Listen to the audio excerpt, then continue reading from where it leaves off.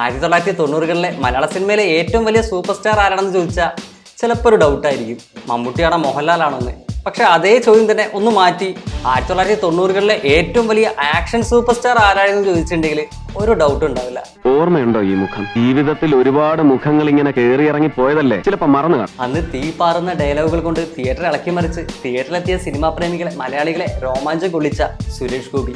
അല്ലാണ്ടായത് ജയന് ശേഷം മലയാള സിനിമയിലെ ഏറ്റവും വലിയ ആക്ഷൻ സൂപ്പർ താരമായിരുന്ന സുരേഷ് ഗോപിയുടെ തിയേറ്ററിൽ തീ പറത്തിയ 10 കിടിലൻ ആക്ഷൻ സിനിമകൾ ഏതൊക്കെയാണെന്ന് നോക്കാം.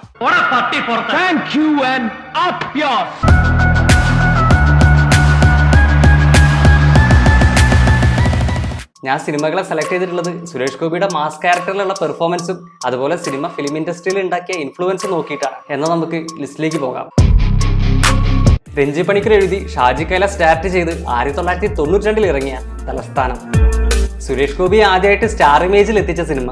സുരേഷ് ഗോപിയുടെ സിനിമാ കരിയറിലെ തന്നെ വലിയൊരു വഴിത്തിരിവായ തലസ്ഥാനത്തിലെ ഹരികൃഷ്ണനിലൂടെയായിരുന്നു ആദ്യമായിട്ട് സുരേഷ് ഗോപി ഒരു മാസ് റോളിൽ മലയാള സിനിമയിൽ എത്തുന്നത്. അനിയന്റെ കൊലപാതകത്തിന് പിന്നിലെ സത്യാവസ്ഥ അന്വേഷിക്കുന്ന ഹരികൃഷ്ണന്റെ കഥ ക്യാമ്പസ് രാഷ്ട്രീയത്തിന്റെ ബാക്ക്ഗ്രൗണ്ടിലായിരുന്നു ഷാജി കൈലാസ് പറഞ്ഞിട്ടുണ്ടായിരുന്നത്. സെക്കൻഡ് ഹാഫിൽ മാത്രം വരുന്ന സുരേഷ് ഗോപി പക്ഷെ തന്റെ വരാനിരിക്കുന്ന മാസ് ക്യാരക്ടറിലേക്കുള്ള, തന്റെ വരാനിരിക്കുന്ന മാസ് സിനിമകളിലേക്കുള്ള ഒരു സാമ്പിൾ വെടിക്കെട്ടാണ് രണ്ടാം പകുതിയിൽ നൽകിയത്. സുരേഷ് ഗോപിയുടെ സൂപ്പർ സ്റ്റാർഡത്തിലേക്കുള്ള ആദ്യ ചുവടായിരുന്നു തലസ്ഥാനം. തനിക്ക് നിയമത്തിന്റെ മുഖത്ത് കാർക്കിച്ച് തുപ്പാം, പിച്ച് ചീന്താം, മുക്കാൽ കാശിന് തൂക്കി വിൽക്കാം, എന്നിട്ട് പിന്നെയും നിയമപാലകന്റെ പുറന്തോലിട്ട് ഞെളിഞ്ഞു നടക്കും. രഞ്ജി പണിക്കർ എഴുതി ഷാജി കൈലാസ് ഡയറക്ട് ചെയ്ത് 1993 ഇറങ്ങിയ മാഫിയ. ഡിവൈഎസ്പി ആയ തന്റെ ഏട്ടനെ കൊന്ന, തന്റെ IPS സ്വപ്നങ്ങളെ തകർത്ത ബാംഗ്ലൂരിലെ മാഫിയ ക്രൈം ലീഡർ ദേവരാജ ഗൌഡയെയും അനിയൻ ചന്ദ്രഗൌഡയെയും നേരിടുന്ന രവിശങ്കറിന്റെ കഥയാണ് സിനിമയിൽ പറഞ്ഞത്. പൊളിറ്റിക്കൽ പവറും പോലീസ് ഉദ്യോഗസ്ഥന്മാരും എല്ലാം പോക്കറ്റിലുള്ള ഗൌഡമാരോട് പ്രതികാരം ചെയ്യാനുറച്ച രവിശങ്കറായി അഴിഞ്ഞാടിയ സുരേഷ് ഗോപിക്ക് ഒത്ത വില്ലന്മാരായി ടൈഗർ പ്രഭാകരനും ബാബു ആന്റണിയാണ് എത്തിണ്ടായിരുന്നത്. സിനിമയിലെ ആക്ഷൻ രംഗങ്ങളും പ്രത്യേകിച്ച് ബാബു ആന്റണി ആയിട്ടുള്ള സ്റ്റണ്ട് സീനുകളും അതുപോലെ മാസ് ഡയലോഗുകളും കൊണ്ട് സുരേഷ് ഗോപി തന്റെ ആക്ഷൻ ഹീറോ സൂപ്പർ സ്റ്റാർഡം അരക്കെട്ട് ഉറപ്പിച്ചു. இந்த விஷயத்துல கடவுள் நான் தான். Keep it in your mind. Ravi Shankar, 2 അക്ഷരം മാറ്റി എഴുതുന്ന രവി ശങ്കർ. പുരിഞ്ചതാ? ഷാജി കൈലാസ് ഡയറക്ട് ചെയ്ത് 2005 ഇറങ്ങിയ ദ ടൈഗർ. ക്യാബിനറ്റ് മിനിസ്റ്റർമാർക്ക് ഹവാല ഇടപാടുകളിലുള്ള ബന്ധങ്ങൾ ആരോപിച്ച വിജിലൻസ് DG വർമ്മ കൊല്ലപ്പെടുന്നതും അതന്വേഷിക്കാൻ ക്രൈംബ്രാഞ്ച് DIG ടൈഗർ എന്നറിയപ്പെടുന്ന ചന്ദ്രശേഖരൻ വരുന്നതുമായിരുന്നു സിനിമയുടെ കഥ. മികച്ച ഇൻവെസ്റ്റിഗേഷൻ ത്രില്ലർ സിനിമകളിൽ ഒന്നുകൂടിയായ ദ ടൈഗറിൽ ചന്ദ്രശേഖരനായി എത്തിയ സുരേഷ് ഗോപിയുടെ മാസ് ഡയലോഗുകളും സ്ക്രീൻ പ്രസൻസും അവസാന ക്ലൈമാക്സ് ട്വിസ്റ്റും എല്ലാം കൂടി ആയപ്പോൾ ദ ടൈഗർ സുരേഷ് ഗോപിയുടെ മറ്റൊരു മികച്ച പോലീസ് ആക്ഷൻ ത്രില്ലർ സിനിമയായി. ഞാൻ വെറും ആണെന്ന് കരുതിയോടാ നീ. ജോഷി ഡയറക്ട് ചെയ്ത് 1999 ഇറങ്ങിയ വാഴുന്നോർ. ബിസിനസ്സുകാരനായ തേവക്കാട്ടിൽ അവറാച്ചന്റെ ഇളയ മകനായ കുട്ടപ്പായി അടക്കമുള്ള 6 മക്കളടങ്ങിയ കുടുംബത്തിന്റെ കഥയായിരുന്നു സിനിമ പറഞ്ഞിട്ടുണ്ടായിരുന്നത്. പാറക്കാടൻ കൊച്ചസേപ്പ് എന്ന മറ്റൊരു ബിസിനസ്സുകാരൻ തേവക്കാട്ടിൽ കുടുംബത്തോടുള്ള പഴയ കണക്കുകൾ തീർക്കാൻ ശ്രമിക്കുന്നതും അതിൽ ഒരുപാട് നഷ്ടങ്ങൾ ഉണ്ടാകുന്ന തേവക്കാട്ടിൽ കുടുംബത്തിന് വേണ്ടി കുട്ടപ്പായി പിന്നീട് അതിന് പ്രതികാരം ചെയ്യുന്നതൊക്കെയായിരുന്നു സിനിമയുടെ കഥ. കുട്ടപ്പായി സുരേഷ് ഗോപി ഗംഭീര പ്രകടനമാണ് സിനിമയിൽ കാഴ്ചവെച്ചത്. സുരേഷ് ഗോപിയുടെ സിനിമാ കരിയറിലെ മികച്ച ക്യാരക്ടറുകളിൽ ഒന്നുകൂടിയാണ് കുട്ടപ്പായി. ഈ പ്രകടനം ഉണ്ടല്ലോ, അത് എന്റെ മറ്റടുത്ത 3ാം ക്ലാസ്സിലെ പിള്ളേർക്ക് മോണാക്റ്റായി പറഞ്ഞു കൊടുത്തേച്ചാ മതി കേട്ടോടാ. അയ്യോ അലോഷി. ഷാജി കൈലാസ് ഡയറക്ട് ചെയ്ത് 2006 ഇറങ്ങിയ ചിന്താമണി കൊലക്കേസ്. പക്കാ ക്രിമിനൽസായ ക്ലയന്റുകളെ കോടതിയിൽ നിന്നും നിയമത്തിൽ നിന്നും രക്ഷിച്ച് അവരുടെ വിധി സ്വന്തം കൈകൾ കൊണ്ട് നടപ്പിലാക്കുന്ന സൈക്കോ ക്രിമിനൽ ലോയർ ആയിട്ടുള്ള ലാൽകൃഷ്ണ വിരാടിയർ ആയിട്ടാണ് സിനിമയിൽ സുരേഷ് ഗോപി എത്തുന്നത്. ചിന്താമണി എന്ന മെഡിക്കൽ സ്റ്റുഡന്റ് റാഗിങ്ങിനിടയിൽ കൊല്ലപ്പെടുന്നതും അതിൽ പ്രതികളായ മിർച്ചി ഗേൾസ് എന്നറിയപ്പെടുന്ന പെൺകുട്ടികൾക്ക് വേണ്ടി ലാൽകൃഷ്ണ വിരാടിയർ എത്തുന്നതുമായിരുന്നു സിനിമയുടെ കഥ. സൈക്കോ ക്രിമിനൽ ലോയർ ആയിട്ട് ഗംഭീര അഭിനയമാണ് സിനിമയിൽ സുരേഷ് ഗോപി കാഴ്ചവെച്ചിട്ടുള്ളത്. നീതിയെ താങ്ങി നിർത്തുന്ന നിയമങ്ങൾക്ക് ശേഷി നഷ്ടപ്പെടും ഭൂമിയിൽ അവതാരങ്ങൾ ജന്മമെടുക്കുന്നത്. Cosmic law LK licence to kill.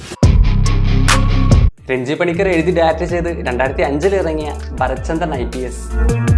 1994 commissioner സിനിമയുടെ 2ാം ഭാഗമായിട്ട് ഇറങ്ങിയ സിനിമയിൽ city police commissioner Bharathchandran IPS മായമ്പ്രം ഭാവിയുടെ കൊലപാതകം അന്വേഷിക്കാൻ വരുന്നതും മലബാറിലെ വർഗീയ കലാപത്തിനും ഭാവിയുടെ കൊലപാതകത്തിനും പിന്നിലെ ബുദ്ധികേന്ദ്രമായ ഹൈദരലി ഹസനെ പിടിക്കാൻ ശ്രമിക്കുന്നതുമായിരുന്നു സിനിമയുടെ കഥ.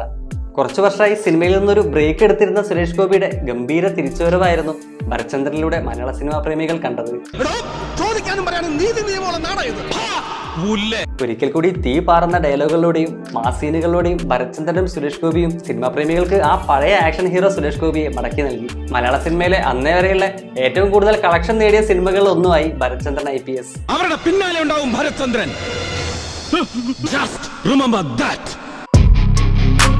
രഞ്ജി പണിക്കർ എഴുതി ഷാജി കൈലാസ് ഡയറക്ട് ചെയ്ത് 1993 ഇറങ്ങിയ ഏകലവ്യൻ.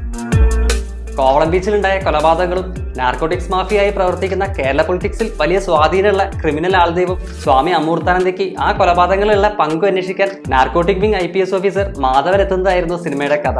സുരേഷ് ഗോപിയുടെ മാസ് ഡയലോഗുകളിലൂടെയും മാസ് സീനുകളിലൂടെയും തിയേറ്റർ ഇളക്കി മറിച്ച സിനിമ സുരേഷ് ഗോപിയെ മലയാളത്തിലെ ഏറ്റവും വലിയ ആക്ഷൻ താരാക്കി. സൂപ്പർ താര പദവിയിലേക്കുള്ള തുടക്കവും മാധവൻ ആരംഭിച്ചിട്ടേ ഉള്ളൂ. രഞ്ജിപ്പണിക്കർ എഴുതി ജോഷി ഡയറക്ട് ചെയ്ത് 1999 ഇറങ്ങിയ പത്രം.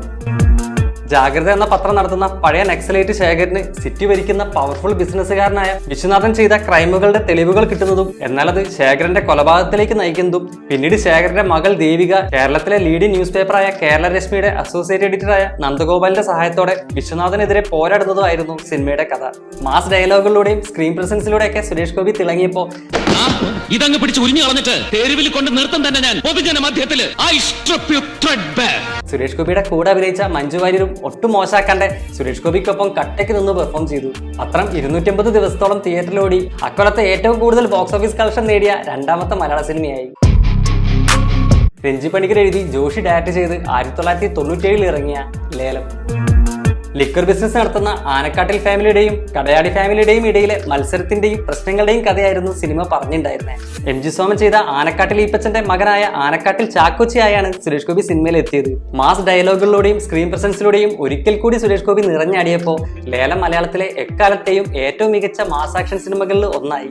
നിന്റെയൊക്കെ സമയമാവുന്നേ ഉള്ളടാ കൊള്ള കടയാടി മോനെ. ആവട്ടെ, അന്ന് തിരിച്ചു വരും ചാക്കോച്ചി. സുരേഷ് ഗോപിയുടെ മാസ് സീനുകൾക്ക് പുറമെ MG സോമന്റെ മാസ് ഡയലോഗുകളും തിയേറ്ററുകൾ ഇളക്കി മറിച്ചു. ബോക്സ് ഓഫീസിലും തരംഗായ ലേലം അക്കൊല്ലത്തെ ഏറ്റവും കൂടുതൽ ബോക്സ് ഓഫീസ് കളക്ഷൻ നേടിയ മലയാള സിനിമകളിൽ ഒന്നായി.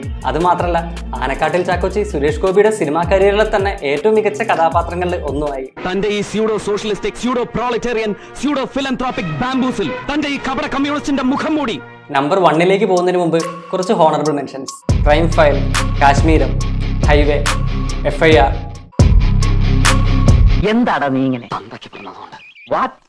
പറഞ്ഞതുകൊണ്ട് രഞ്ജിപ്പണിക്കർ എഴുതി ഷാജി കൈലാസ് ഡയറക്ട് ചെയ്ത് 1994 ഇറങ്ങിയ കമ്മീഷണർ. രാഷ്ട്രീയത്തിലും ഉയർന്ന പോലീസ് ഉദ്യോഗസ്ഥരിലും പിടിപാടുള്ള Delhi based criminal business tycoon Mohan Thomas തന്റെ ക്രിമിനൽ ആക്ടിവിറ്റികൾ പുറത്തറിയാതിരിക്കാൻ ജസ്റ്റിസ് മഹേന്ദ്രനെ കൊല്ലുന്നതും അതന്വേഷിക്കാൻ Bharathchandran IPS Trivandrum city police കമ്മീഷണറായി ചാർജ് എടുക്കുന്നതും മോഹൻ തോമസിനെ പൂട്ടാൻ ശ്രമിക്കുന്നതുമായിരുന്നു സിനിമയുടെ കഥ. സിനിമ അക്ഷരാർത്ഥത്തിൽ തിയേറ്ററിൽ തീ പാറിച്ചു. സിനിമയിലെ സുരേഷ് ഗോപിയുടെ ഓരോ ഡയലോഗും തിയേറ്ററുകൾ ഇളക്കി മറിച്ചു. കാക്കിയിട്ടവന്റെ നേരെ കയ്യോങ്ങിയാൽ തനിക്ക് നോവില്ല. കൂട്ടത്തിൽ ഒരുത്തൻ ചങ്ക് കീറി ചോര ഒലിപ്പിച്ച് നിൽക്കുന്ന കണ്ടാലും തനിക്ക് നോവില്ല. സുരേഷ് ഗോപിയുടെ ഡയലോഗുകൾ മാത്രമല്ല, സിനിമയുടെ BGM മ്യൂസിക്കും സിനിമാ പ്രേമികളെ ഹരം കൊള്ളിച്ചു. കമ്മീഷണർ അന്നത്തെ മലയാള മാസ് ആക്ഷൻ സിനിമകളുടെ അവസാന വാക്കായി മാറി. ഭരചന്ദ്രൻ മലയാള സിനിമാ ചരിത്രത്തിലെ തന്നെ ഐക്കോണിക് റോളുകളിൽ ഒന്നു. പിന്നീട് തെലുങ്കിലേക്ക് ഡബ് ചെയ്ത സിനിമ അവിടെയും തരംഗായി 365 ദിവസത്തിലധികം, അതായത് 1 കൊല്ലത്തോളം തിയേറ്ററിലോടി സുരേഷ് ഗോപിക്ക് തെലുങ്ക് സിനിമാ ലോകത്തും വലിയൊരു ആരാധക വൃന്ദത്തെ ഉണ്ടാക്കി കൊടുത്തു. അക്കൊല്ലത്തെ ഏറ്റവും കൂടുതൽ ബോക്സ് ഓഫീസ് കളക്ഷൻ നേടിയ മലയാള സിനിമ കൂടിയായ കമ്മീഷണറിലൂടെ സുരേഷ് ഗോപി മമ്മൂട്ടിക്കും മോഹൻലാലിനൊപ്പം മലയാള സിനിമയിൽ സൂപ്പർ താര പദവിയിലേക്ക് എത്തി. ഓർത്തോ, I am Bharat Chandran, just remember that. ഇന്ന് രാഷ്ട്രീയത്തിലിറങ്ങി പണ്ട് ഫാൻസ് ആയിരുന്ന പല ആൾക്കാരുടെയും വെറുപ്പ് വാങ്ങി കൂട്ടിയിട്ടുണ്ടെങ്കിലും പണ്ട് മാസ് ആക്ഷൻ രംഗങ്ങൾ കൊണ്ടും മാസ് ഡയലോഗുകൾ കൊണ്ടും നമ്മളെ കൊണ്ട് കൈയടിപ്പിച്ച ആ പഴയ സുരേഷ് ഗോപിയിൽ നിന്നും ഇനിയും ഒരുപാട് നല്ല സിനിമകളും നല്ല ആക്ഷൻ വേഷങ്ങളും മലയാള സിനിമയും രാഷ്ട്രീയത്തിന് അതീതമായ മലയാള സിനിമാ പ്രേമികളും പ്രതീക്ഷിക്കുന്നുണ്ട്. ഈ ലിസ്റ്റിൽ മിസ്സായി പോയ ഏതെങ്കിലും സിനിമകളുണ്ടോ? അതുപോലെ നിങ്ങൾക്ക് ഏറ്റവും ഇഷ്ടപ്പെട്ട സുരേഷ് ഗോപിയുടെ മാസ് ആക്ഷൻ സിനിമ ഏതാണ്? കമന്റ് ചെയ്യുക. നിങ്ങളൊരു മൂവി ലവർ ആണോ എങ്കിൽ ഞങ്ങളുടെ ചാനൽ സബ്സ്ക്രൈബ് ചെയ്യുക. നിങ്ങളുടെ മൂവി ലവേഴ്സായ ഫ്രണ്ട്സുകൾക്ക് ഷെയർ ചെയ്യുക.